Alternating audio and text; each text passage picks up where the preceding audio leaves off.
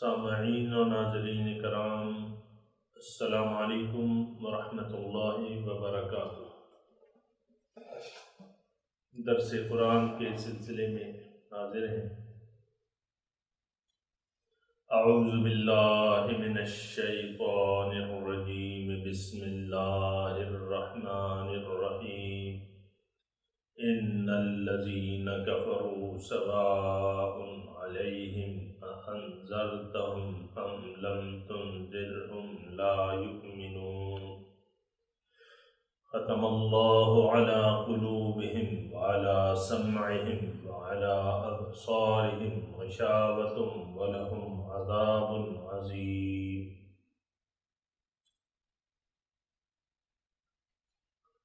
ومن الناس من يقول آمنا بالله وباليوم الآخر وما هم بمؤمنين، يخادعون الله والذين آمنوا وما يخدعون إلا أنفسهم وما يشعرون۔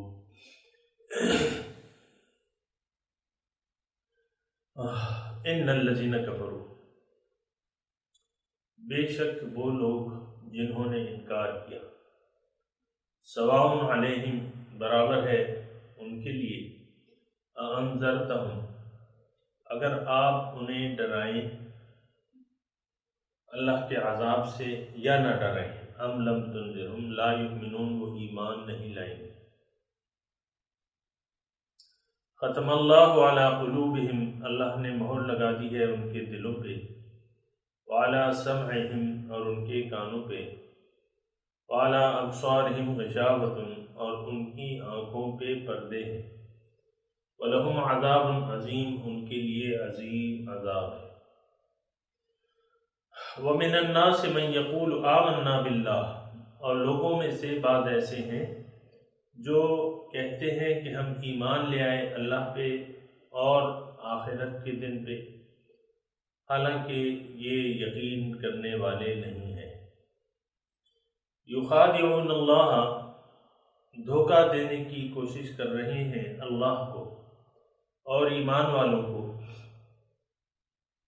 وما یخدعون الا انفسہم، اور یہ دھوکہ نہیں دیتے لیکن اپنے آپ کو۔ وما یشعرون، اور ان کو اس بات کا شعور تک نہیں ہے۔ لفظی ترجمہ ہم نے پڑھا، اللہ اکبر۔ سورہ بقرہ کی افتتاحی آیات میں متقیوں کا حال تھا، ان لوگوں کا حال تھا جنہوں نے حق کو قبول کر لیا اور محتاط روش اختیار کی، زندگی گزارنے کے بارے میں محتاط روش اختیار کی۔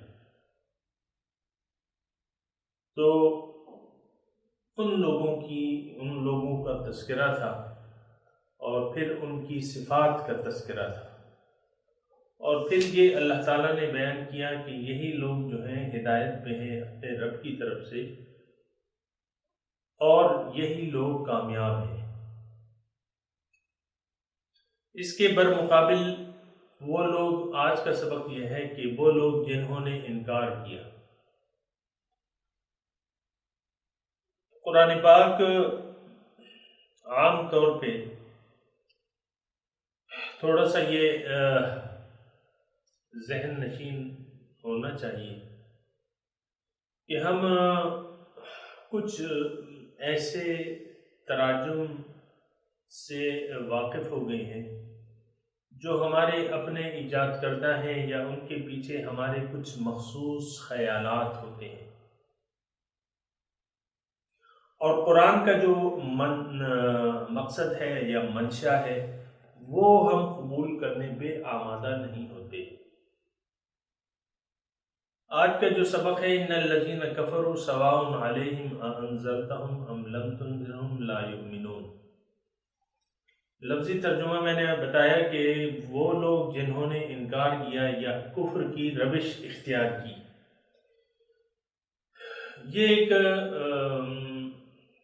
سمجھنے کے لیے میں سمجھتا ہوں کہ یہ ایک اچھا ترجمہ ہے، ان الذین کفروا، جن لوگوں نے کفر کی روش کو اختیار کیا۔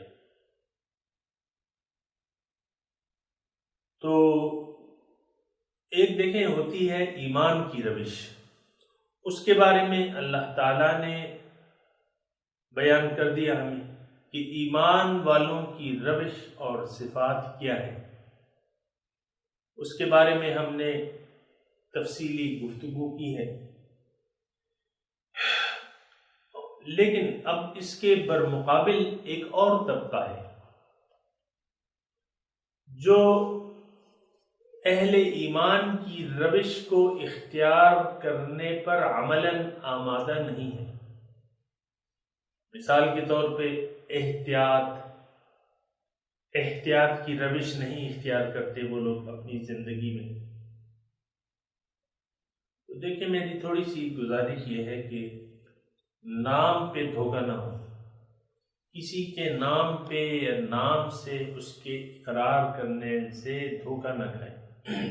اب یہ مضمون کھل کے سامنے آئے گا، بلکہ اس کے اعمال کو دیکھیں اور اس کے نظریات کو دیکھیں، اس کے عقیدے کو دیکھیں کہ اس کا کن چیزوں پر ایمان ہے اور عقیدہ ہے، یا وہ کس طرز سے زندگی گزار رہا ہے، یہ دیکھنا چاہیے، بجائے اس کے کہ ہم یہ دیکھیں کہ وہ زبان سے کون سے مذہب کا اقرار کر رہا ہے۔ تو ہم اور آپ جس معاشرے میں رہ رہے ہیں،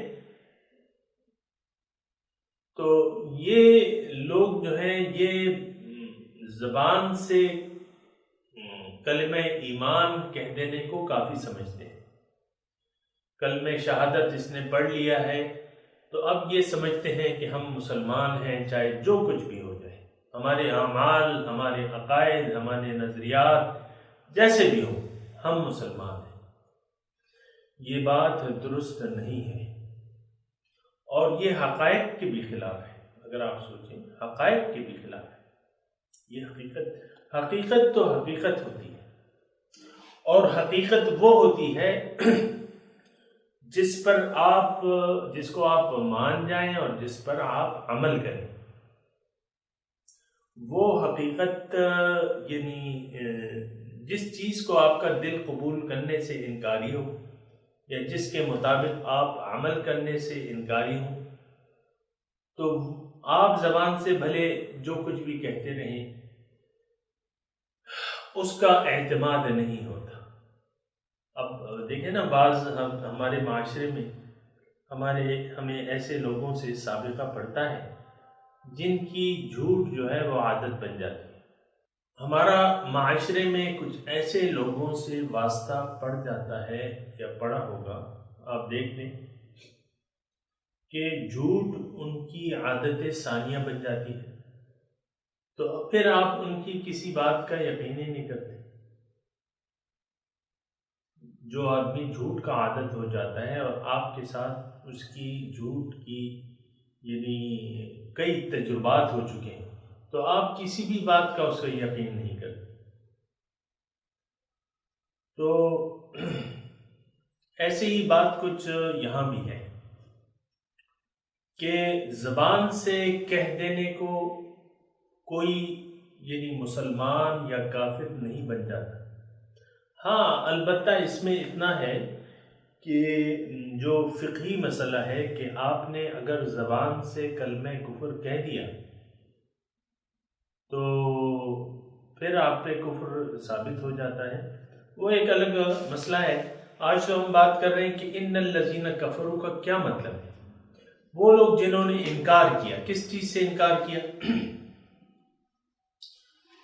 جو شرائط فلاح کی بیان کر دی گئی، اس سے انکار کر دیا۔ جو روش تقویٰ کی بیان کر دی گئی، اس سے انکار کر دیا۔ تو اب ظاہر ہے کہ یہ تو غیر متقی شخص ہے جو ان صفات کو قبول کرنے پہ آمادہ ہی نہیں ہے۔ مثال کے طور پہ اس کا ایمان بالغیب ہی نہیں ہے۔ مثال کے طور پہ وہ اقامت صلاۃ کی صفت ہی نہیں ہے اس میں۔ مثال کے طور پہ وہ بخیل ہے، کنجوس ہے۔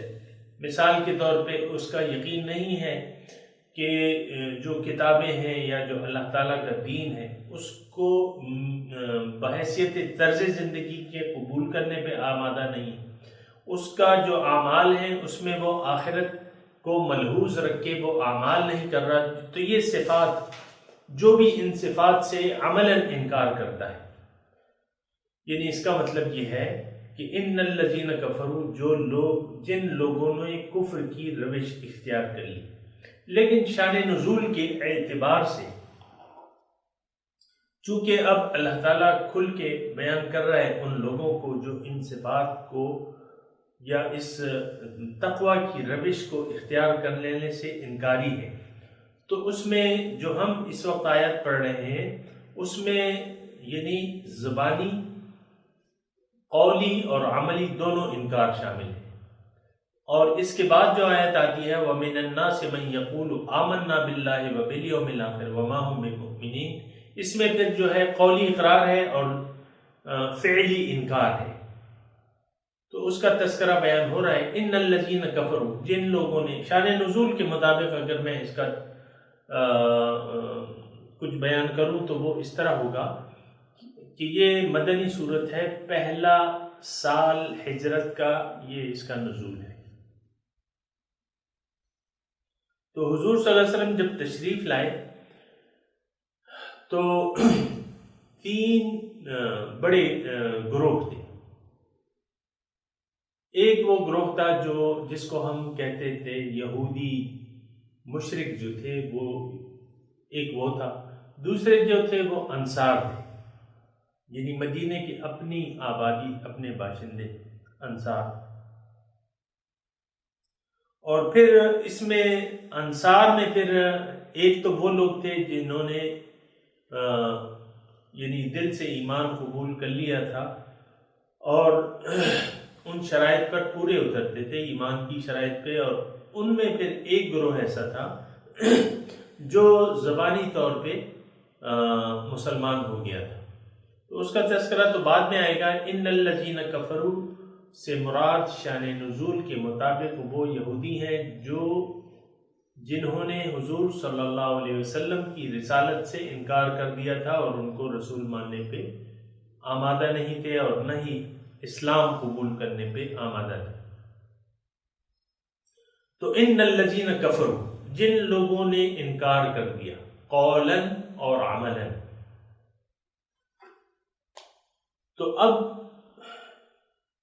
ان کا حال کیا ہے؟ سواء علیہم انذرتہم ام لم تنذرہم لا یؤمنون، برابر ہے ان کے لیے کہ اگر آپ ان کو ڈرائیں یا نہ ڈرائیں تو یہ ایمان نہیں لائیں، لا یؤمنون، یہ اب ایمان نہیں لائیں۔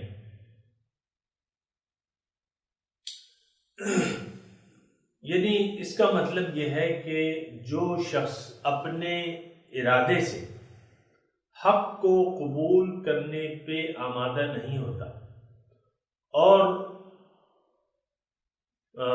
دین حقہ کو تسلیم نہیں کرتا، اب یہ ہے اس کا نتیجہ کیا ہوگا؟ اس کا نتیجہ تو یہ ہے کہ فقط ضل ضلالا بعیدا، قرآن کی یعنی دوسرے الفاظ کے مطابق وہ گمراہ ہو گیا دور کی گمراہی میں۔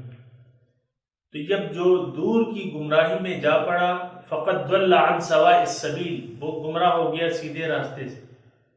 تو جب سیدھے راستے پر کوئی چلنے پہ آمادہ ہی نہیں تو پھر یعنی وہ اس کا ذہن ہی اس بات کو نہیں قبول کر رہا اور نہ وہ اس پر عمل کرنے پہ تیار ہے، تو اب یہ ہے نا کہ اب کوئی بھی شخص اسے جو سیدھے راستے کی طرف اسے دعوت دے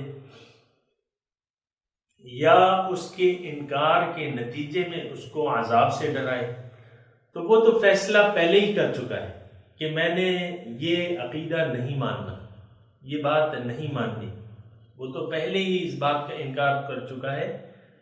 تو اب یہ ہے سواء علیہم، برابر ہے ان کے لیے، اے رسول صلی اللہ علیہ وسلم، اس شان نزول کے مطابق یا آج ہے، یعنی حق کو پہنچانے والا، حق کی تبلیغ کرنے والا، سواء علیہم، برابر ہے تمہارے لیے، سواء ان کے برابر ہے کہ آپ ان کو ڈرائیں یا نہ ڈرائیں. کس چیز سے؟ اللہ تعالیٰ کی نافرمانی سے یا اللہ تعالیٰ کے عذاب سے. اور اس دوزخ سے آپ ڈرائیں. یعنی یہ اب برابر ہے کہ آپ ان کو ڈرائیں یا نہ ڈرائیں. یہ فیصلہ پہلے کر چکے ہیں. تو جب فیصلہ کر لیتا ہے انسان تو اس پہ حق کی آواز جو ہے وہ پھر اثر نہیں کرتی. لا یؤمنون، وہ اب ایمان نہیں لائیں گے، آپ کی بات پر یقین نہیں کریں گے، کیونکہ انہوں نے اپنا ایک فیصلہ کر لیا ہے. دوسری جگہ ابرموا امرا فانا مبرمون، کیا انہوں نے ایک بات کا فیصلہ کر لیا ہے، یعنی حق کی مخالفت کا. تو اللہ تعالیٰ کہہ رہے ہیں کہ پھر تو میں نے بھی فیصلہ کر لیا ہے، میں نے کہ ان کو میں عذاب دوں گا. فانا مبرمون. تو یہ ایک بات جو ہے یعنی ان آیات کی روح سے یہ جان لینا چاہیے کہ اگر آپ نے ذہنی طور پہ اپنے آپ کو اس پہ آمادہ کر لیا ہے کہ حق کی آواز کو نہ تو آپ سنیں گے اور نہ اس پر عمل کریں گے، نہ اس عقیدے کو لیں گے جو صحیح عقیدہ ہے، نہ اس کو لیں گے، تو اب یہ ہے نا کہ کسی راہ بتلانے والے کی آواز اس کو سنائی نہیں دے گی، یعنی اس کا وہ اثر ہی نہیں ہوگا. دوسری جگہ قرآن میں اس کی تفصیل آئی ہے، مثلہم کمثل الذی ینعق بما لا یسمع الا دعاء ونداء. اس شخص کی مثال ایسی ہے جیسے کہ ایک جانور کو آپ پکاریں، تو جانور کو آپ پکاریں تو وہ آپ کی آواز یعنی پکار تو سن لے گا، لیکن اس پہ عمل تو وہ نہیں کرے گا. مثال کے طور پہ آپ ایک راستے کو بتا رہے، ایک گائے ہے، آپ اس کو بتا رہے کہ بھئی یہ راستہ نہیں، اس راستے پر چلو، تو وہ صرف آپ کی آواز اور ندا پکار کو سنے گی، اس کے مطلب کو تو نہیں سمجھے گی. تو مثلہم کمثل الذی ینعق بما لا یسمع الا دعاء ونداء. یعنی اس شخص کی مثال پھر کہ وہ صرف ایک پکار سنتا ہے، پکارنے والی کی پکار کا. یعنی جانور جیسے کہ آپ کی پکار کی آواز سنتے ہیں، اور وہ پکار بھی آپ کیسے کہتے ہیں کہ ہاں ہو ہی، ایسے ایسے آپ اس کو، تو اس کو کچھ خاص مروجہ آوازیں ہوتی ہیں جس سے وہ یہ سمجھ لیتا ہے کہ میں نے تیز چلنا ہے یا کم چلنا ہے یا دوڑنا ہے. تو مشرکوں کی، کافروں کی مثال ایسی ہے کہ جو اہل حق کی آواز کو صرف آواز کے طور پہ لیتے ہیں، بھئی آواز آ رہی ہے، باقی یہ نہیں معلوم ہوتا کہ یہ کس طرف مجھے بلا رہا ہے، کہاں بلا رہا ہے، نجات کی طرف بلا رہا ہے یا کہیں اور بلا رہا ہے، یہ نہیں ان کی سمجھ میں آتا. کیوں کہ ختم اللہ علی قلوبہم وعلی سمعہم وعلی ابصارہم غشاوہ، اللہ نے مہر لگا دی ہے ان کے دلوں پر اور ان کی سماعت پر اور ان کی آنکھوں پہ پردے ہیں، اس وجہ سے کہ اللہ نے مہر لگا دی ہے ان کے دلوں پر. ختم اللہ علی قلوبہم. تو ایک بات یہ ذہن نشین کر لیں کہ اللہ تعالیٰ کسی کے دل پر بلا یعنی مہر لگاتے ہی نہیں ہے، بلکہ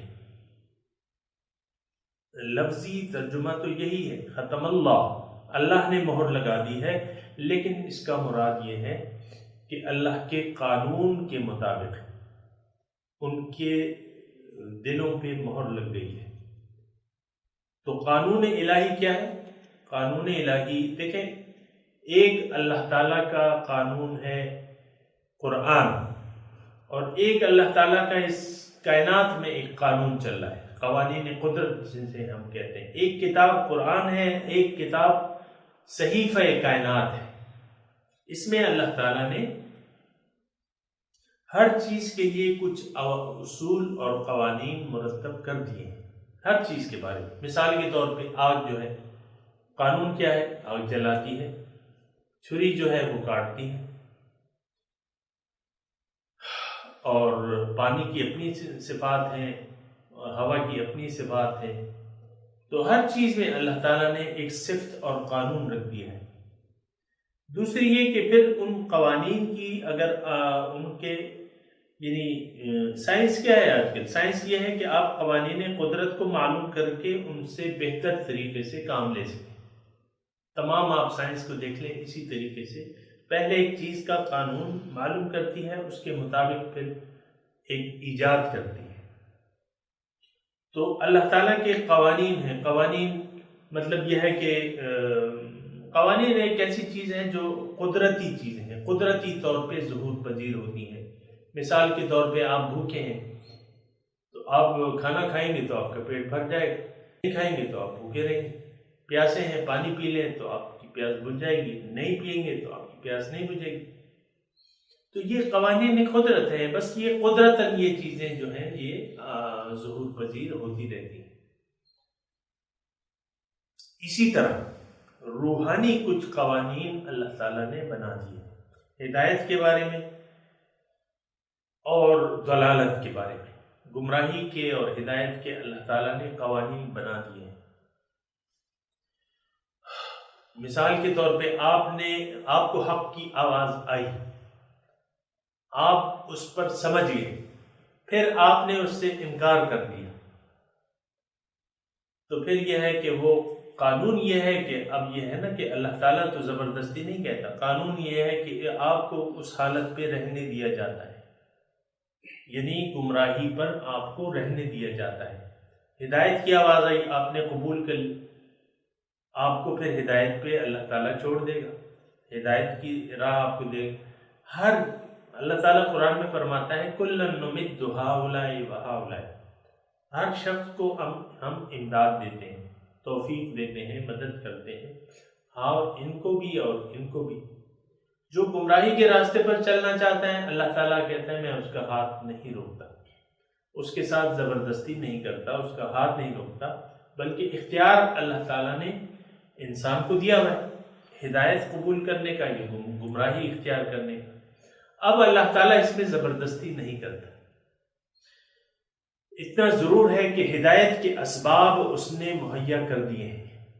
اب جس شخص پہ ہدایت واضح ہو گئی اس نے اپنی مرضی سے اس کو رد کر دیا، اس مقصود کو پسند نہیں کیا جو اللہ تعالیٰ یا قرآن ہمیں بتا رہا ہے یا جو نبی بتا رہا ہے، اس مقصود اور معبود کو تسلیم نہیں کیا، تو اللہ تعالیٰ پھر زبردستی تو نہیں کرتا. اللہ تعالیٰ اس کو اس کی حالت پہ چھوڑ دیتا ہے، اور فیصلہ تو پھر آخری فیصلہ تو قیامت کے دن ہی ہونا ہے. جو مالک یوم الدین ہے وہی کرے گا فیصلہ کہ تم سب اس کی طرف جمع کیے جاؤ گے، پھر وہ تمہیں بتائے گا جو کچھ تم کرتے رہے.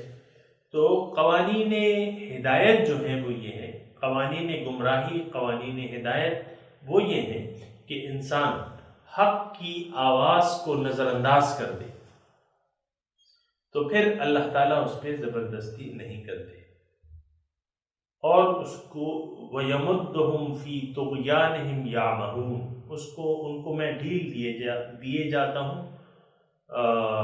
ان کی سرکشی میں، اندھے بہرے ہو کے وہ چلتے رہتے ہیں. تو اللہ تعالیٰ یہ آپ جان رکھیں کہ ہدایت اور گمراہی یہ انسان کی اپنی مرضی تک محدود ہے. انسان اگر ایک راستہ، ایک قرآن کی ایک اور آیت جو ہے اس کی تفصیل بیان کرتی ہے، وَقُلِ الْحَقُّ مِنْ رَبِّكُمْ، آپ کہہ دیجئے کہ حق جو ہے تمہارے رب کی طرف سے ہے. فَمَنْ شَاءَ فَلْيُؤْمِنْ وَمَنْ شَاءَ فَلْيَكْفُرْ، جس کا جی چاہے وہ ایمان لے آئے اور جس کا جی چاہے اس سے انکار کر دے. یعنی اس میں اللہ تعالیٰ نے کچھ انسان کو مجبور نہیں کیا ہے ہدایت یا گمراہی پہ کہ تم نے. اور دوسری بات یہ ہے کہ یہ بھی ذہن میں رہے کہ ہدایت اور گمراہی جو ہے انسان کے مقدر میں نہیں ہے، انسان کی اپنی کوشش پہ ہے. الیس للانسان الا ما سعی، انسان کے لیے بس وہی کچھ ہے جس کے لیے کوشش کرے. وَأَنَّ سَعْيَهُ سَوْفَ يُرَى، اور اس کی کوشش کا جلد ہی پتہ لگ جائے گا کہ اس نے کس چیز کے لیے کوشش کی ہے، یعنی اس کو اس کی کوشش کے نتائج جلد ہی پتہ لگ جائیں گے۔ ختم اللہ علی قلوبہم، اللہ تعالیٰ نے ان کے دلوں پر مہر لگا دی ہے۔ اس کا مطلب یہ ہے کہ انہوں نے از خود حق کو دیکھ کر، حق کو سمجھ کر، حق کو رد کر دیا۔ اب اللہ تعالیٰ ان کو ہدایت کے لیے مجبور نہیں کرے گا۔ اب دیکھیں، ایسا یعنی اگر میں مثال کے طور پہ یہ بات کروں کہ آپ کو حق کی آواز آ گئی، آپ نے حق کی آواز سن لی، اب آپ نے گمراہی کا راستہ اختیار کر لیا، تو اب آہستہ آہستہ جو ہے آپ حق سے دور ہوتے جائیں گے۔ تو قرآن میں پھر اس کے بارے میں وہ آتا ہے کہ اولئک فی ضلال بعید، یہ لوگ دور کی گمراہی میں چلے گئے، یعنی بہت زیادہ راہ حق سے بھٹک گئے۔ اس کو اب اہل حق کی آواز جو ہے وہ سنائی نہیں دے گی، سنائی دے گی بھی تو سمجھ میں نہیں آئی گی۔ تو یہ اس قسم کی آیت ہے کہ ختم اللہ علیہ، بوجہ ان کے انکار ہدایت قبول کرنے کے انکار کے، اللہ نے مہر لگا دی ان کے قلوب پر۔ قلب کہتے ہیں ایک سمجھ، سوچ سمجھ کے مادے کو، بھئی دل سے سوچو، کہتے ہیں نا دل سے سوچو۔ تو اللہ تعالیٰ نے ان کے دلوں پر، یعنی ان کی سمجھ میں، اب بات جو ہے حق بات سمجھ میں نہیں آتی۔ اور ایسے لوگ آپ کو حاضرین بہت مل جائیں گے جن کو حق بات آپ کہیں اور ان کو سمجھ میں ہی نہ آئے۔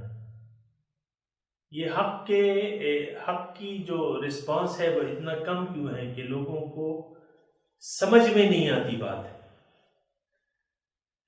قرآن کو ہم نے طاقِ نسیاں میں کیوں رکھا ہے کہ قرآن کی باتیں ہمیں سمجھ میں نہیں آتی۔ حضور صلی اللہ علیہ وسلم کے افکار سے اتنی دوری کیوں ہے کہ ان کی باتیں ہماری سمجھ سے بالا ہیں، یعنی ہمارا دل ان کو قبول کرنے پہ آمادہ ہی نہیں۔ اللہ اکبر۔ تو یہ بات ہے کہ اگر آپ نے ہدایت کو، یہ چیز جو ہے قرآن میں ایک اور جگہ بنی اسرائیل سے مخاطب ہو کے کیے، وَلَا تَكُونُوا أَوَّلَ كَافِرٍ بِهِ، تم اس کے پہلے انکار کرنے والے نہ بنو، اس کو قبول کرو، پہلے انکار کرنے والے نہ بنو۔ تمہارے پاس آ گیا رسول، آ گیا حق لے کے، تو اب اس کی بات مان لو۔ فَآمِنُوا خَيْرًا لَكُمْ، یہ تمہارے لیے بہتر ہوگا۔ وَإِن تَكْفُرُوا فَإِنَّ لِلَّهِ مَا فِي السَّمَاوَاتِ وَالْأَرْضِ، اگر تم انکار کر دو گے تو اللہ تعالیٰ ہی کا ہے جو کچھ آسمانوں اور زمینوں میں ہے۔ تو ختم اللہ علی قلوبہم کا یہ مطلب ہے کہ اگر آپ کو حق کی آواز سمجھ میں آ گئی تو آپ فوراً اسے قبول کر لیں، ورنہ قوانین قدرت اپنا کام کریں گے اور ان کے مطابق آپ کی سمجھ بوجھ پہ پردے پڑ جائیں گے، اس پہ مہر لگ جائے گی، پھر جو ہے حق کی آواز جو ہے آپ کی سمجھ میں نہیں آئی۔ ختم اللہ علی قلوبہم وعلی سمعہم، ان کے دلوں پر اور ان کی سماعت پر اللہ تعالیٰ نے مہر لگا دی، یعنی اب حق کی آواز ان کی سمجھ میں نہیں آئی، بھئی یہ کیا کہہ رہا ہے۔ تو حاضرین، ایسے لوگ بہت آپ کو اس معاشرے میں گرد و پیش میں مل جائیں گے جن کا مطلوب و مقصود دنیا اور ما فیہا ہے، تو پھر حق آپ ان کو سنا نہیں سکتے۔ اللہ اکبر۔ انک لا تسمع الموتى ولا تسمع الصم الدعاء اذا ولوا مدبرین۔ انک لا تسمع الموتى، حضور صلی اللہ علیہ وسلم سے اللہ پاک مخاطب ہیں کہ آپ جو مردے ہیں ان کو تو نہیں سنا سکتے۔ تسمع، یعنی جو بدن کی قبر میں جو لوگ رہ رہے ہیں اور انہوں نے اپنے ضمیر کو حق کے انکار سے مردہ کر لیا ہے، اے رسول آپ ان کو نہیں سمجھا سکتے، نہیں سنا۔ لا تسمع الموت ولا تسمع الصم الدعاء اذا ولوا مدبرین، اور آپ گونگے لوگوں کو، بہرے لوگوں کو، بہرے لوگوں کو تو آپ کوئی آواز نہیں سنا سکتے، جبکہ اذا ولوا مدبرین، جبکہ وہ اپنے پیٹ پھیر جائیں، حق سے پیٹ پھیر جائیں، تو پھر آپ ان کو نہیں سنا سکتے۔ اللہ اکبر۔ یہ تھوڑا سا سوچنے کی بات ہے کہ کن کو حضور صلی اللہ علیہ وسلم کی آواز سنائی دیتی ہے، وہ سن سکتے ہیں، تو سنتے تو انما یستجیب الذین یسمعون، دوسری جگہ اللہ تعالیٰ فرماتے ہیں جواب تو وہی دیتے ہیں جو سن سکتے ہیں، آپ کی بات کو اے حضور وہی لوگ قبول کر سکتے ہیں جو سن سکتے ہیں۔ انما یستجیب الذین یسمعون، وہ لوگ جو سن سکتے ہیں آپ کی بات کو، وہی آپ کو جواب دیں گے، اور جنہوں نے اپنے کانوں میں انگلیاں دی ہوئی ہیں، وفی آذانہم وقر، ان کے کانوں میں ڈانٹے ہیں، تو وہ تو پھر حق کی آواز کو نہیں سن سکتے۔ سامعین، یہ آپ اپنا تجربہ بھی کر سکتے ہیں، آپ کے سامنے بہت سے لوگ ہیں، آپ ان کو حق کی آواز، سب کو ایک سی آواز کسی کو سنائی نہیں دیتی، کوئی آپ کی حق کی آواز کو سن لے گا اور کوئی کہے گا کہ یار یہ کیا کہہ رہے ہیں، چلو اس سے بھاگو۔ تو ختم اللہ علی قلوبہم وعلی سمعہم، اللہ تعالیٰ نے مہر لگا دی ہے ان کے دلوں پر اور ان کی سماعت پر اور ان کی بصارت پر پردے پڑے ہوئے، وفی ابصارہم غشاوہ، ان کے بصارت پر پردے پڑے ہوئے۔ اب دیکھیں شان نزول کے وقت چلے جائیں کہ جس وقت اللہ کے رسول مطلوب کائنات موجود ہیں، حضور صلی اللہ علیہ وسلم، اور اس میں سے دیکھیں کہ وہ ان کی موجودگی میں لوگ ان سے، مسلمان ان سے انحراف کر رہے ہیں، یعنی گزشتہ جو مسلمان تھے، یہود میری مراد ہے، وہ لوگ جو ہیں وہ ان سے انکار کر رہے ہیں، ان کو دیکھ لیا، نظر آ گئے، سن رہے ہیں۔ فلما جاءہم ما عرفوا کفروا، جب آ گیا ان کے پاس وہ رسول جو انہوں نے پہچان لیا، تو اس سے انکار کر دیا، کفروا میں۔ فلعنت اللہ علی الکافرین، اللہ کی لعنت ہو ایسے انکار کرنے والوں پہ۔ اب دیکھیں اس وقت حضور صلی اللہ علیہ وسلم موجود ہیں، یہ تھوڑی سی صرف میں سمجھنے کے لیے بات کر رہا ہوں کہ بنیادی بات میں یہ کہنا چاہ رہا ہوں کہ بنیادی طور پہ تو آپ کا وہ دل کا ارادہ ہے کہ آپ حق کرتے ہیں کہ حق یا اہل حق سے انکار کرتے ہیں۔ تو جب آپ انکار کرتے ہیں تو بس پھر تو یہ ہے کہ آپ کے انکار کی وجہ سے آپ کو حق پھر اسی طرح نظر آئے گا، کیونکہ آپ نے انکار کا فیصلہ کر لیا، تو پھر حق اور اہل حق، جو حق پہنچا رہا ہے یا جو حق کتاب میں موجود ہے، وہ تو آپ کو پھر آپ کے گمان کے مطابق نظر آئے گا۔ اگر آپ نے گمان کر لیا، ہدایت کا میں تھوڑی سی آپ کو ایک واقعہ بتاؤں، حضور مکے کی زندگی کا واقعہ ہے۔ حضور صلی اللہ علیہ وسلم تشریف فرما ہے اپنی محفل میں، ابو جہل آتے ہیں، ابو جہل آتے ہیں اور وہ کہتے ہیں کہ اے محمد، آپ کے چہرے سے قبیح چہرہ میں نے کسی کا نہیں دیکھا۔ تو آپ اس کو جواب دیتے ہیں کہ تم نے سچ کہا۔ پھر تھوڑی دیر بعد حضرت ابو بکر صدیق رضی اللہ تعالیٰ عنہ آتے ہیں، وہ فرماتے ہیں کہ اے محمد صلی اللہ علیہ وسلم، آپ کے چہرے سے حسین چہرہ میں نے آج تک نہیں دیکھا۔ حضور فرماتے ہیں کہ تم نے سچ کہا۔ اب دیکھیں، دو مختلف باتوں کو حضور صلی اللہ علیہ وسلم نے مبنی بر سچائی قرار دے دیا۔ صحابہ نے تھوڑا سا پوچھا کہ حضور، دو مختلف باتیں ہیں، آپ دونوں باتوں کی آپ نے تصدیق کی، کیا معاملہ ہے؟ حضور صلی اللہ علیہ وسلم نے فرمایا کہ دیکھو، مجھے تو نہ ابو جہل نے دیکھا ہے نہ ابو بکر نے دیکھا ہے، لیکن دونوں نے میرے آئینے میں اپنا چہرہ دیکھا ہے۔ میرے آئینے میں اپنا چہرہ دونوں نے دیکھا ہے، اور میری حقیقت کو نہ ابو بکر نے ابھی دیکھا ہے نہ ابو جہل نے دیکھا ہے، اپنا چہرہ نظر آیا ہے۔ ابو جہل نے میرا انکار کر دیا تھا، تو وہ انکار کی وجہ سے میرا چہرہ اس کو ایسا نظر آیا، اور حضرت ابو بکر نے تصدیق کر دی تھی، ان کی تصدیق کی وجہ سے ان کو حسین ترین نظر آیا۔ تو یہ دونوں کے اپنے دل کے مظاہر انہوں نے بیان کر دیے، اور دونوں کی باتیں سچی ہیں۔ تو ہوتا یہ ہے سامعین کہ حق جب آپ کو نظر آئے، آپ سنیں حق کو، آپ حق کو دیکھ لیں، تو اس کی تصدیق کر دیں، دل سے اس کی تصدیق کر دیں۔ اور اگر آپ تکذیب کریں گے اس کی، تو پھر جو ہے وہ اللہ تعالیٰ تو زبردستی نہیں کرتے، اور نہ اللہ تعالیٰ کو کوئی ایسی ضرورت ہے کہ آپ خواہ اس کے پیغمبر کو، اس کے رسول کو، اس کے دوستوں کو مان لیں، ان کی عزت شروع کر دیں۔ ایسا تو زبردستی تو اللہ تعالیٰ نہیں کرتے، البتہ چاہتے یہی ہیں کہ اس کے بندوں کی توقیر کی جائے، اکرام کیا جائے۔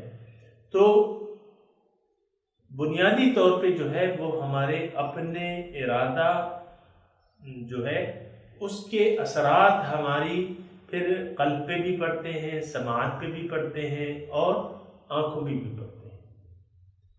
جب آپ نے حق کو قبول کر لیا دل سے، تو پھر اہل حق آپ کو اچھے لگیں گے، ان کی آواز اچھی لگے گی، ان کے کام اچھے لگیں گے۔ اور جب آپ نے انکار کر دیا، پھر آپ کا اعتراض پیدا ہو جائے گا۔ آپ دیکھیں نا، آپ یعنی اکثر ہماری عوام کی اکثریت علماء کے بارے میں سوء ظن میں ہے، بدگمانی میں ہے، اور اہل حق جو ہے وہ ہماری نظر میں آج کل عام یہ ہے کہ بھئی وہ جو اہل حق تھے وہ تو پھر گزر چکے، آج کل تو کوئی اللہ کا بندہ ملتا ہی نہیں، جو وہ تو اونچے درجات والے تھے، جیسے کہ پیرانی پیر صاحب ہو گئے، یا اور اللہ تعالیٰ کے جو ولی گزرے ہیں۔ آج کل تو ایسا نہیں ہے کوئی، تو یہ تو آپ کی آنکھوں کا قصور ہے، ایسی بات نہیں ہے۔ اللہ تعالیٰ کے بندے تو موجود رہتے ہیں، حضور فرما کے گئے ہیں کہ قیامت تک ایسے بندے موجود رہیں گے۔ لیکن یہ تو پھر آپ کی پھر طلب کی بات ہے کہ آپ کی طلب میں تڑپ نہیں ہے، سچائی نہیں ہے، آپ کسی اور چیز کے طالب ہیں، آپ کشف و کرامات کے طالب ہیں،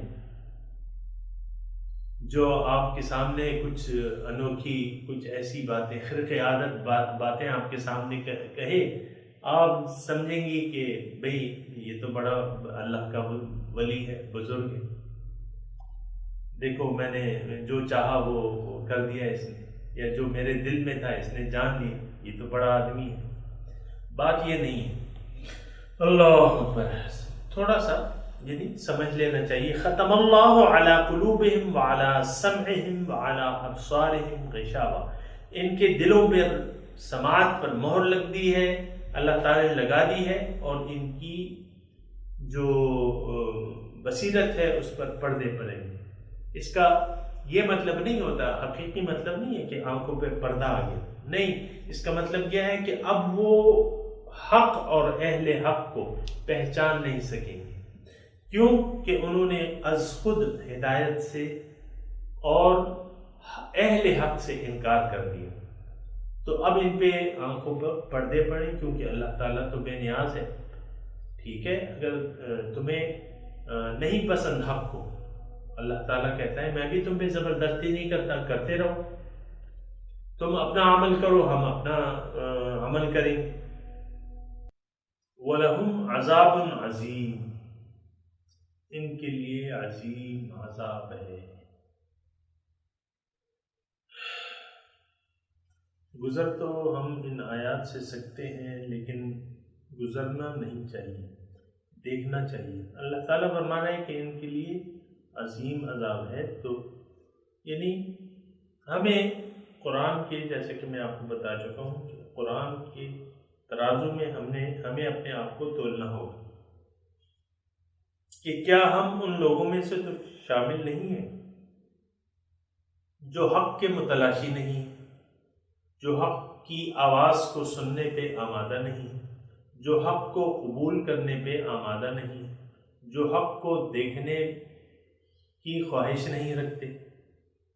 تو جو اگر ایسا ہے تو پھر ایسے لوگوں کے لیے، یعنی جو تقوی کی روش نہیں پسند کرتے، کفر کی روش، انکار کی روش، ناشکری کی روش کو پسند کرتے ہیں، تو پھر ان کا انجام کیا ہوگا؟ وَلَهُمْ عَذَابٌ عَظِيمٌ، ان کے لیے عظیم الشان عذاب ہوگا۔ مضمون جاری ہے۔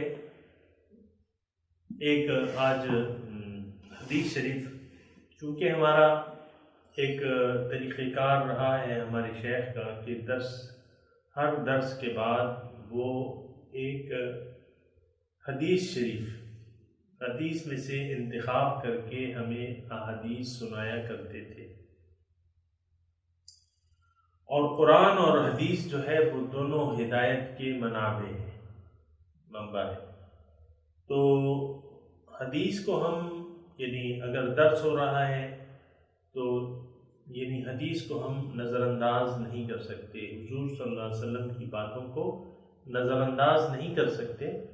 تو حضور صلی اللہ علیہ وسلم کے اقوال اور افعال، اعمال کے بارے میں جاننا بھی ضروری ہے۔ تو اسی لحاظ سے آج سے ہم افتتاح کر رہے ہیں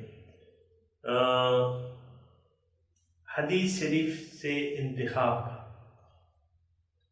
یعنی ایک حدیث میں کوشش کروں گا کہ ایک حدیث جو ہے یعنی حالات کے حساب سے آپ کو حدیث کا انتخاب کر کے ایک حدیث سے آپ کو سناؤں وہ حدیث۔ تو چونکہ یہ سورہ بقرہ ہے اور اس میں جو ہے یعنی لوگوں میں تغیر کا ذکر ہے، یعنی لوگوں میں تغیر آ سکتا ہے، تو اس حساب سے ہم نے حدیث کا جو باب چنا ہے آپ کو سنانے کے لیے، وہ ہے باب تغیر الناس۔ اس کا یعنی جو ہیڈنگ ہے وہ یہ ہے کہ لوگوں میں تغیر آ سکتا ہے اور کیا حال ہوگا جب تغیر آ جائے گا لوگوں میں، تو پھر کیا حال ہوگا، یعنی لوگ جب اپنی اصل روش سے ہٹ جائیں گے تو اس میں تبدیلی کیسے آئے گی، یا وہ کیا کیا علامات ہیں جو تبدیلی آ سکتی ہے۔ تو اس کے بارے میں نے باب کا انتخاب کیا ہے۔ تو باب ہے تغیر الناس۔ اس میں تو سب سے پہلے میں آپ کو ایک حدیث سنانا چاہوں گا جو کہ سورہ بقرہ کی یعنی جو مضامین ہیں، اکثر مضامین، کیونکہ اس میں سورہ بقرہ میں یہود، زیادہ تر یہودیوں سے اللہ تعالیٰ خطاب کرتا ہے، یا بنی اسرائیل۔ ابھی آپ چند دن بعد پڑھیں گے، ایک رکوع شروع ہوگا بنی اسرائیل کے بارے میں۔ تو یہ میں نے آپ کو پہلے بتا دیا تھا کہ بنی اسرائیل کے واقعات اللہ تعالیٰ ہمیں کیوں بیان کر رہا ہے، کیونکہ وہ ہم سے یعنی معاً پہلے جو ہے وہ مسلمان قوم تھی، اور ایک مسلمان قوم تھی، اور لیکن اس میں بگاڑ آ گیا تھا۔ اب وہ بگاڑ اور اس کی بگاڑ کی وجہ سے وہ اللہ تعالیٰ کے غصے کے مستحق ہو گئے تھے، اللہ تعالیٰ کا غصہ ہوا تھا۔ اس پہ میں نے تھوڑی سی آپ کو بات کی ہے۔ تو اور یہ بھی میں نے آپ کو کہا تھا کہ قرآن یعنی ہمارے لیے، مسلمانوں کے لیے قرآن پر عمل کرنا بہت آسان ہو چکا ہے۔ اس کی وجہ یہ ہے کہ گزشتہ مسلمان قوم کے حالات اللہ تعالیٰ نے کھول کے بیان کر دیے ہیں کہ دیکھو تم سے پہلے میں نے ان کو ہدایت دی تھی اور ان کو ہدایت سے نوازا تھا، لیکن ان میں یہ خرابیاں پیدا ہو گئیں، وہ بھی اللہ تعالیٰ نے قرآن میں تفصیل سے بیان کر دی، اور یہ کمزوریاں پیدا ہو گئیں۔ اس کی وجہ سے وہ اللہ تعالیٰ کے غصے کے مستحق ہو گئے۔ تو اے مسلمانوں، اب میں تمہیں یہ کتاب دے رہا ہوں، وَهَذَا كِتَابٌ أَنزَلْنَاهُ مُبَارَكٌ فَاتَّبِعُوهُ، اس کی پیروی کرو، اور وَلَا تَتَّبِعُوا السُّبُلَ، ٹیڑھے راستوں پر مت جاؤ، ان کی اتباع نہ کرو۔ تو ہمیں جو ہے نسبتاً قرآن پر عمل کرنا آسان بن چکا ہے، کیونکہ اللہ تعالیٰ نے وہ چیزیں کھول کے بیان کر دی ہیں جو اللہ تعالیٰ کی ناراضگی کا سبب بنی تھی، یا وہ اعمال بیان کر دیے ہیں جو ہم سے پہلے مسلمان قوم اس کا شکار ہو کر اللہ تعالیٰ کے غصے کے مستحق ہوئے تھے۔ تو باب ہے تغیر الناس۔ تو اس میں پہلی جو آپ کو میں حدیث بیان کر رہا ہوں، تو اس میں حضور صلی اللہ علیہ وسلم فرماتے ہیں، حضرت ابی سعید وہ فرماتے ہیں، حضور صلی اللہ علیہ وسلم، ہم بیٹھے ہوئے تھے، حضور نے ہمیں فرمایا لَتَتَّبِعُنَّ سُبُلَ مَنْ قَبْلَكُمْ سُنَنَ مَنْ قَبْلَكُمْ، تم ضرور پیروی کرو گے ان طریقوں کی، اس قوم کے طریقوں کی جو قوم تم سے پہلے گزر چکی ہے۔ شبرم بشبرن، لیش بلیش، ایک بالشت ببالش، وزراعم بزراعم، اور ہاتھ بر ہاتھ۔ یعنی اگر وہ اللہ کی نافرمانیوں میں ایک بالشت انہوں نے تغیر کیا ہو تو تم بھی ان کی پیروی کرو گی، اگر وہ ایک ہاتھ آگے بڑھے ہوں اللہ تعالیٰ کی حدود سے تو تم بھی ایک ہاتھ آگے بڑھو گے۔ حتی لو دخلوا حجر الدب تبعتموہم، یہاں تک کہ اگر وہ ایک گوہ کے سوراخ میں داخل ہوئے ہوں تو تم بھی ان کی پیروی کرو گے۔ اب دیکھیں اس وقت جو حاضرین تھے وہ کون تھے؟ وہ اصحاب کرام تھے، اور حضور کے الفاظ کیا ہیں؟ لَتَتَّبِعُنَّ، تم ضرور پیروی کرو گے۔ تو کیا مراد ان الفاظ سے مراد حضور کی وہ صحابہ کرام تھے؟ ہرگز نہیں، کیونکہ وہ تو خیر القرون تھے، وہ تو بہترین امت میں بہترین لوگ تھے، ان سے تو اس بات کا احتمال ہی نہ تھا کہ وہ گزشتہ قوموں کی پیروی کریں گے۔ اس سے مراد مطلب حضور صلی اللہ علیہ وسلم کا یہ ایک پیشن گوئی ہے جو حضور صلی اللہ علیہ وسلم مسلمان قوم کو بتا رہے ہیں کہ تم اے مسلمانوں، میرے بعد تم میں تغیر آ جائے گا، اور تم جو گزشتہ اقوام اللہ تعالیٰ کے غصے کا مستحق ہو چکی ہیں یا گمراہ ہو چکی ہیں، تم ان اقوام کے نقش قدم پر چلو گے۔ شبرم بشبرم وزراعم بزراعم، لیش بلیش، ہاتھ بہاتھ، حتی لو دخلوا حجر دب، اگر وہ مثال کے طور پہ اگر وہ ایک گوہ کے سوراخ میں داخل ہوئے ہوں جس میں داخل ہونا نہ، کیونکہ گوہ تو چھوٹی سی ہوتی ہے، اس کا بل کتنا ہوگا، تو اس میں تو انسان نہیں داخل ہو سکتا، لیکن مثال کے طور پہ حضور فرما رہے ہیں کہ اگر اتنی تم پہ ان کی پیروی میں آگے نکل جاؤ گے، اگر وہ ایک گوہ کے سوراخ میں داخل ہوئے ہوں تم بھی اس میں جاؤ گے۔ تو بات تو واضح تھی، تو حضور صلی اللہ علیہ وسلم سے صحابہ کرام جو اس وقت بیٹھے ہوئے تھے انہوں نے پوچھا کہ حضور یہ جو پہلی اقوام ہے اس سے مراد آپ کی کون ہے؟ الیہود والنصارى، کیا ان سے مراد جو ہے آپ کی یہود و نصارہ مراد ہے؟ تو حضور صلی اللہ علیہ وسلم نے ایک لفظ ایسا کہا جو ان کی قدر ناراضگی ظاہر ہوتی تھی. یعنی اس کا جواب تو یہ تھا قال نعم. حضور یہ فرماتے تھے کہ ہاں میری مراد وہی ہے، لیکن حضور صلی اللہ علیہ وسلم نے فرمایا قال فمن، پھر اور کون ہے؟ یعنی اگر وہ نہیں تو پھر میری مراد اور کون ہے؟ تو قدر ناراضگی کہ بھئی وہی مراد ہے میری، تو تم ان کے نقش قدم پر چلو گے. تو اب یہ حدیث یہاں تک یعنی اختتام پذیر ہو گئی ہے. لیکن اب ہم جو سورہ بقرہ پڑھ رہے ہیں یہ حدیث آپ یاد رکھیے گا.